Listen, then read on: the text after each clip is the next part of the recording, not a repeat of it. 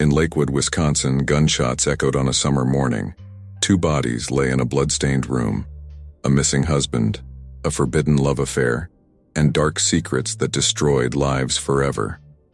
Hello everyone. Before we begin today's criminal case, I want to ask you to subscribe to the channel. Your subscription is very important to us, so please subscribe and share your opinion about this case in the comments. All of this because Lakewood, a small and secluded town nestled in the heart of Wisconsin, had always been known for its tranquil lifestyle and tight-knit community. Here, everyone knew each other, and news spread quickly through the narrow streets lined with old houses boasting faded facades. The residents of Lakewood prided themselves on their closeness, but behind this idyllic exterior lay inescapable secrets that rarely came to light. On what seemed like an ordinary summer morning, the sun lazily rose above the horizon, its rays breaking through sparse clouds and filling the town with warm light. At this early hour, many had already begun their daily activities. Mrs. Clark, the oldest resident of the city, was already shuffling out to retrieve her morning newspaper when she noticed unusual movement near the Thompson house. Squinting, she tried to make out who it could be at such an early hour. To her surprise, it was Emily Watson, a young and attractive woman known in town as a local elementary school teacher. Emily walked out of Michael Thompson's house with a tense expression on her face, looked around nervously, and quickly left, as if trying to avoid prying eyes. Mrs. Clark's eyebrows furrowed in confusion and concern. She knew that Michael's wife, Sarah, had left for a business trip just yesterday. What could Emily be doing at the Thompson house so early in the morning? The Thompson home was one of the most prominent in Lakewood. A stately two-story colonial with a high fence, a well-kept garden, and ancient windows covered with heavy curtains. Michael Thompson, a successful local businessman, was known for his reserve and aloofness.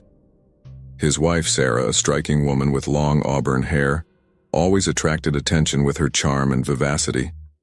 However, there was often something in her eyes that made people wonder about her true motives. As the morning progressed, Lakewood continued its usual routines.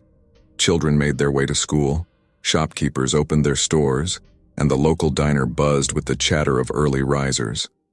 However, the peace was about to be shattered in a way that would forever change the fabric of this small town.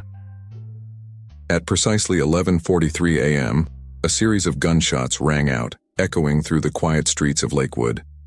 The sound originated from the Thompson house, sending shockwaves of fear and confusion through the community. Neighbors emerged from their homes, looking around in panic and disbelief. Mrs. Clark, who had been tending to her garden, dropped her pruning shears in shock. Within minutes, the sound of sirens filled the air as police cars raced towards the Thompson residence. Officer James Parker, a young and ambitious member of the Lakewood Police Department, was the first to arrive at the scene. As he approached the house, his hand resting cautiously on his holstered weapon, he noticed that the front door was slightly ajar. "This is the police. Is anyone there?" Officer Parker called out, his voice steady despite the adrenaline coursing through his veins. When no response came, he cautiously pushed the door open, the creaking of hinges unnaturally loud in the tense silence. The scene that greeted Officer Parker would haunt him for years to come. In the living room, illuminated by streams of sunlight filtering through the curtains, lay two bodies. Sarah Thompson and Emily Watson lay motionless on the plush carpet, their lives brutally cut short. The room, once a picture of domestic comfort, now bore the horrific marks of violence: overturned furniture, shattered glass, and the unmistakable dark stains of blood. As more police officers arrived at the scene, a perimeter was quickly established around the Thompson house. Curious onlookers began to gather, their whispers and speculations adding to the surreal atmosphere.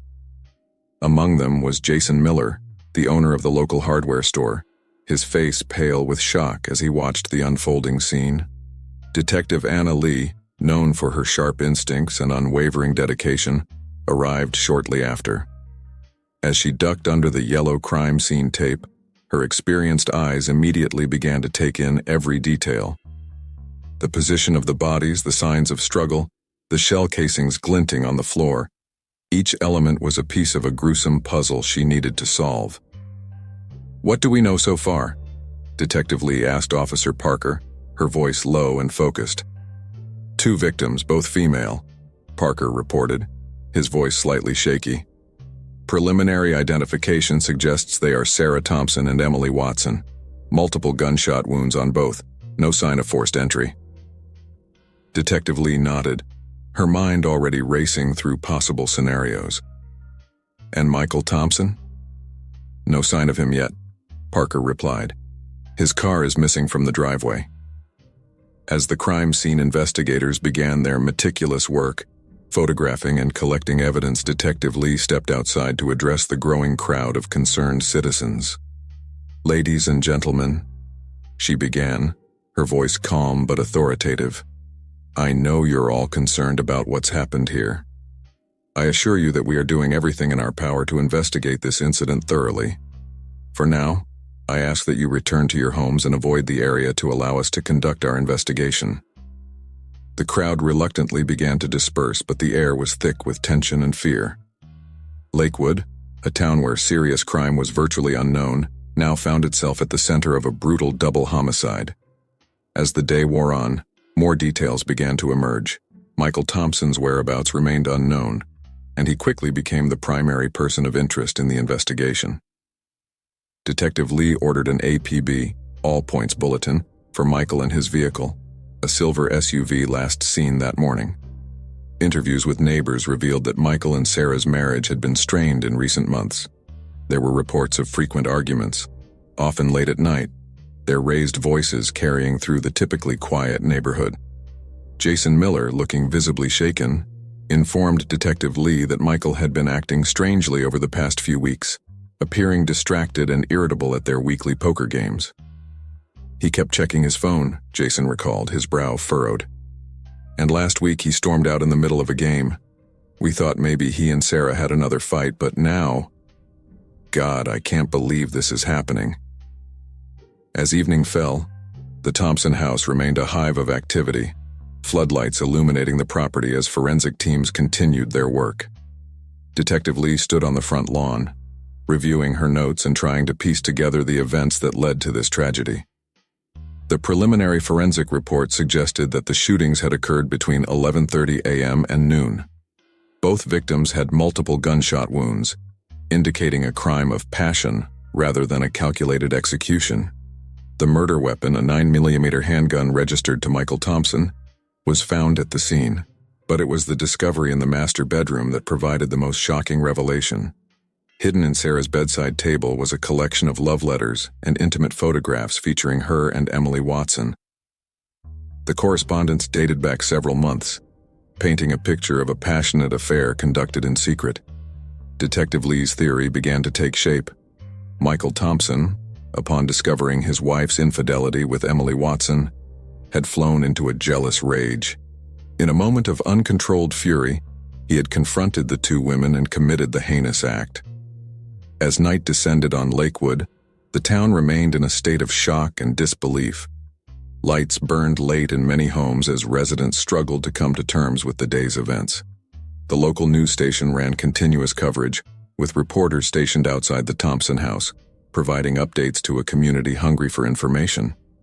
Detective Lee, knowing that the first 48 hours were crucial in any homicide investigation, decided to set up a temporary command center in the Lakewood Police Department. She gathered her team, assigning tasks and outlining their strategy for the coming days. "Our priority is locating Michael Thompson," she instructed her officers. "Check credit card activity, cell phone records, anything that might give us a clue to his whereabouts. We also need to dig deeper into the relationships between our victims and our suspect. I want to know everything about their lives, their friends, their enemies, their secrets." As the investigation continued through the night, the story of Michael, Sarah, and Emily began to unfold. Sarah Thompson, born and raised in Lakewood, had been a popular figure in the community. She volunteered at the local animal shelter and was known for her infectious laugh and kind heart. Emily Watson, originally from a neighboring town, had moved to Lakewood 3 years ago to take up a teaching position at the elementary school. She quickly became a beloved figure among her students and their parents. Michael Thompson, on the other hand, had always been something of an enigma to the townspeople. He had arrived in Lakewood 10 years ago, already successful and married to Sarah. While polite and generous with local charities, he never fully integrated into the close-knit community. His business dealings often took him out of town, and there were whispers about the true nature of his work. As dawn broke on the second day of the investigation, Detective Lee received a promising lead. A gas station attendant in a small town about 100 miles north of Lakewood reported seeing a man matching Michael Thompson's description. The man had appeared agitated and had paid cash for fuel before quickly departing. Detective Lee immediately dispatched officers to the area, hoping to pick up Michael's trail. She knew that time was of the essence. The longer he remained at large, the greater the chance he might attempt to flee the state, or even the country. Back in Lakewood, the community was struggling to cope with the tragedy. The elementary school where Emily taught was closed for the day, with grief counselors on hand to support students and staff. The local church organized a candlelight vigil for that evening, providing a space for residents to come together and mourn. As Detective Lee continued to piece together the events leading up to the murders, she uncovered a web of secrets and lies that ran deep beneath Lakewood's peaceful surface. Bank records showed that Sarah had recently opened a separate account, into which she had been transferring significant sums of money.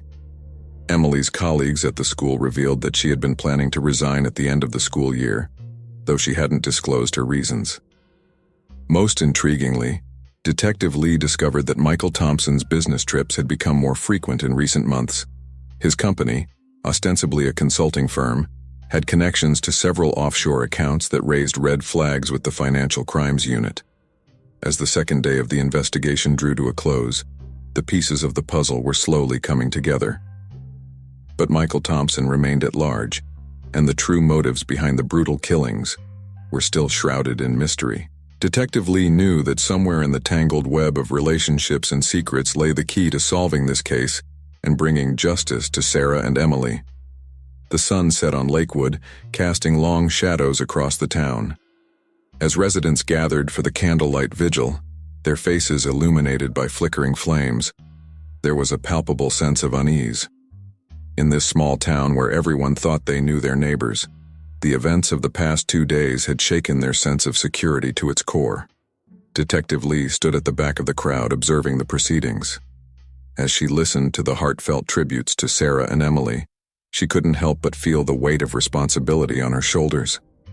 2 lives had been brutally cut short, and a killer was still on the loose. She silently vowed to uncover the truth, no matter where it might lead.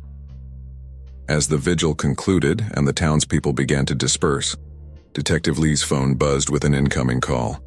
It was from one of her officers stationed at the gas station where Michael had been spotted. "Detective, we've got something," the officer reported, his voice tense with excitement. "We found Thompson's vehicle abandoned in a wooded area about 10 miles from here. There's no sign of Thompson, but we've called in K9 units to search the area."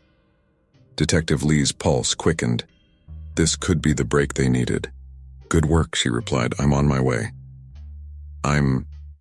Set up a perimeter and wait for my arrival before proceeding further into the woods." As she hurried to her car, Detective Lee knew that the next few hours could be crucial. The hunt for Michael Thompson was entering a new phase, and she was determined to bring him to justice. But even as she focused on the immediate task at hand, questions continued to swirl in her mind. What had driven Michael to commit such a horrific act? And what secrets would be uncovered as they delved deeper into the lives of those involved? The quiet town of Lakewood had been irreversibly changed by the events of the past 2 days. As Detective Lee drove into the night, she knew that the path to the truth would be long and fraught with challenges. But she was ready to face whatever lay ahead, driven by her unwavering commitment to justice and her determination to uncover the full story behind this shocking betrayal and its tragic consequences. As Detective Lee's car sped through the night towards the abandoned vehicle's location, the rest of Lakewood remained in a state of uneasy tension. The news of Michael Thompson's possible whereabouts spread quickly, and many residents found themselves unable to sleep, their minds racing with speculation and fear. Upon arriving at the scene, Detective Lee was greeted by a flurry of activity. Police cars with flashing lights illuminated the area, and officers were busy setting up a command post. The K-9 units had already arrived and were preparing to begin their search of the dense woods. "What's the situation?" Lee asked the officer in charge as she approached the abandoned SUV. "Vehicle was spotted by a local hunter about an hour ago," the officer reported. "It's definitely Thompson's. We've secured the area and are ready to begin the search as soon as you give the word." Lee nodded, her eyes scanning the tree line. The woods were dark and foreboding, perfect for someone trying to hide. "Any signs of which direction he might have gone?" "Nothing conclusive yet," the officer replied. "But the K-9 units should be able to pick up his scent." "All right," Lee said, her voice firm with determination. "Let's move out. I want teams of 3, each with a K-9 unit. Stay in radio contact at all times. Remember, Thompson is considered armed and dangerous. Approach with extreme caution if you spot him." As the search teams dispersed into the woods, Lee stayed behind to examine the abandoned vehicle. The interior of the SUV was a mess, with clothes and food wrappers strewn about. In the glove compartment, she found a crumpled piece of paper with an address scribbled on it. It wasn't a location she recognized, but she immediately radioed it back to headquarters for investigation. Hours passed as the search continued through the night. The dense undergrowth and uneven terrain made progress slow and difficult. And, as dawn began to break, casting a pale light through the trees, Lee received a call from one of the search teams. "Detective, we've found something," the officer's voice crackled over the radio. "It looks like a makeshift campsite about 2 miles northeast of the vehicle. No sign of Thompson, but there are indications someone was here recently." Lee's heart raced as she made her way to the location. The campsite was crude, just a small clearing with the remains of a fire and what looked like a hastily abandoned sleeping bag. As the forensics team began to process the scene, Lee's attention was drawn to something partially hidden under a pile of leaves. It was a notebook, its pages filled with Michael Thompson's frantic handwriting. As Lee carefully flipped through it, her eyes widened. The notebook contained a rambling account of the events leading up to the murders, along with details about Michael's business dealings that painted a disturbing picture. According to the notebook, Michael had become involved with a dangerous group of investors several months ago.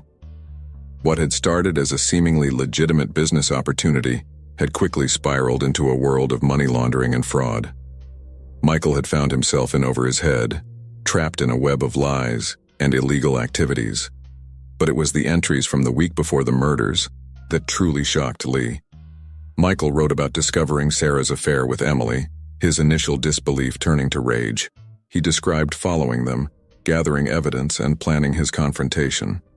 The final entry, dated the day of the murders, was chilling in its brevity. "They leave me no choice. God forgive me." As Lee absorbed the implications of this new information, her radio crackled to life. "Detective, we've got a visual on Thompson. He's about half a mile north of your position, moving towards the highway."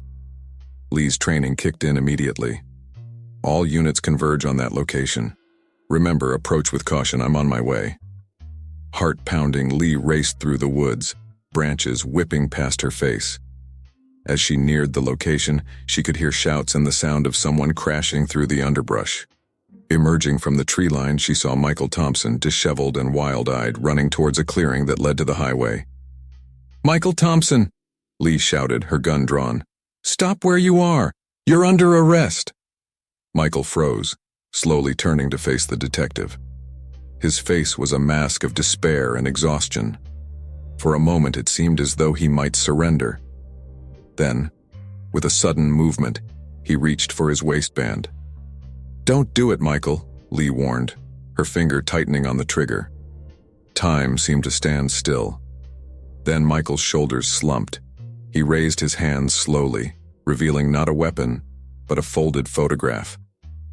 As officers rushed in to handcuff him, Lee approached cautiously and took the photo. It was a picture of Sarah, Emily, and Michael, all smiling at a backyard barbecue. They looked happy, carefree. It was a stark contrast to the tragedy that had unfolded. As Michael was led away, Lee couldn't help but feel a mix of emotions: relief at having apprehended the suspect, sadness at the lives destroyed, and a gnawing sense that there was still more to uncover about this case.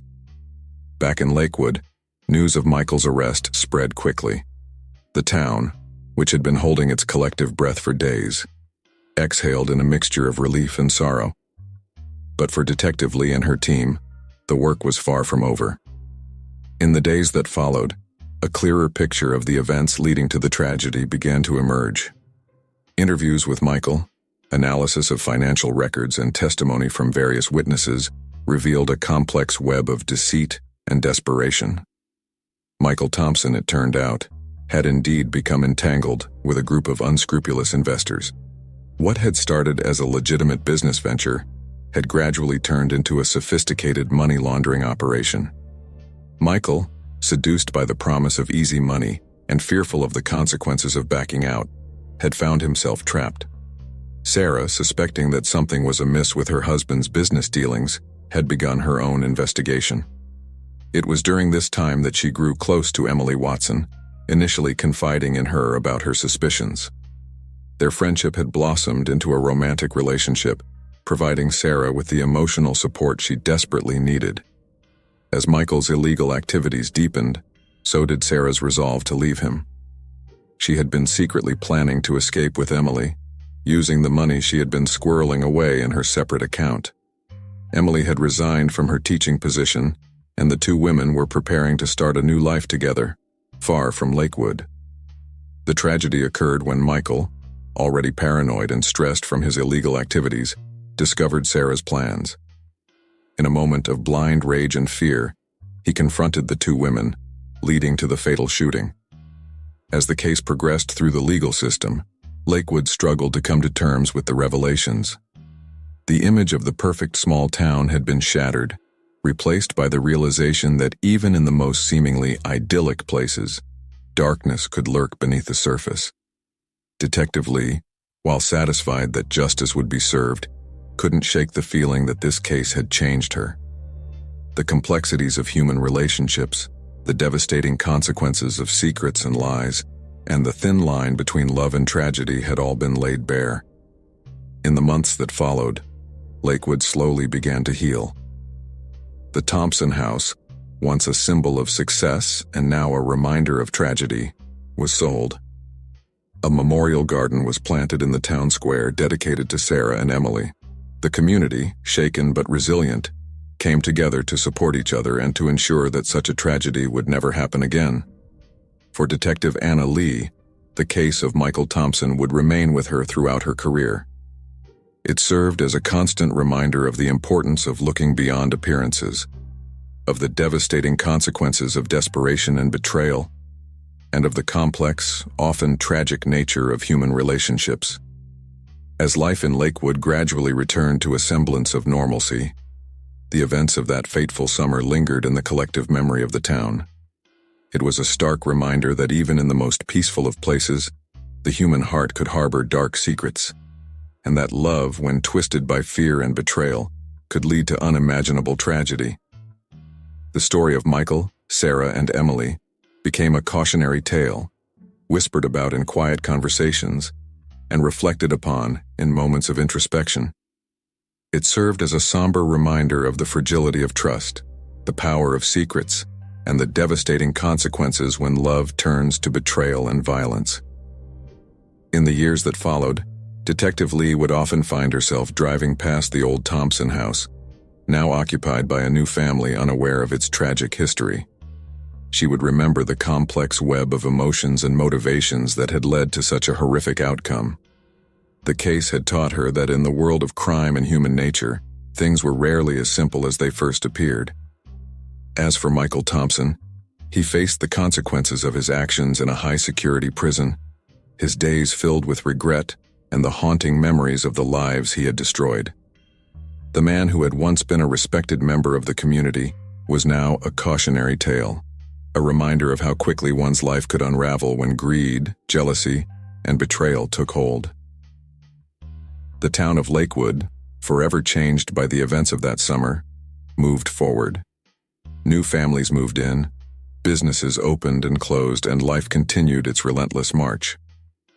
But beneath the surface of small-town tranquility, there remained a heightened awareness, a collective understanding that even in the most seemingly perfect places, darkness could lurk just out of sight. And so the story of the Thompson tragedy became part of Lakewood's history, a chapter both shocking and sorrowful. It served as a reminder to all who heard it that love, trust, and honesty were precious commodities, easily fractured but essential to the fabric of community and relationships. As the years passed, Detective Anna Lee would go on to solve many more cases, each one challenging and unique in its own way. But none would ever quite compare to the complexity and emotional impact of the Thompson case. It had changed her, both as a detective and as a person, deepening her understanding of human nature and the sometimes tragic consequences of our choices. In the end, the story of Michael, Sarah, and Emily, a tale of love, betrayal, and tragic consequences, would continue to echo through the streets of Lakewood, a somber reminder of the fragility of human relationships and the devastating power of unchecked emotions. The most heart-wrenching testimony came from Alice. Now 16, she spoke of the loving family she thought she had, and the devastation of learning that both her parents had betrayed her trust in different ways. Her words painted a picture of a young life shattered by the actions of those who should have protected her. As the trial progressed, the town of Sandville grappled with its own role in the tragedy. How had they missed the signs of trouble in the Grayson family? Had their idealization of the perfect couple contributed to the pressure that led to this devastating outcome? After weeks of testimony and deliberation, the jury reached a verdict. Laura Grayson was found guilty of second-degree murder. As the judge pronounced her sentence, 25 years to life in prison, Laura stood silently, her face a mask of resignation. The conclusion of the trial brought little closure to the residents of Sandville. Instead, it left them with uncomfortable questions about the nature of appearances, the secrets that can lurk behind closed doors, and the potential for darkness within even the most seemingly perfect lives. In the aftermath of the trial, Sandville struggled to regain its sense of community. The tragedy had exposed fault lines and weaknesses that many had preferred to ignore.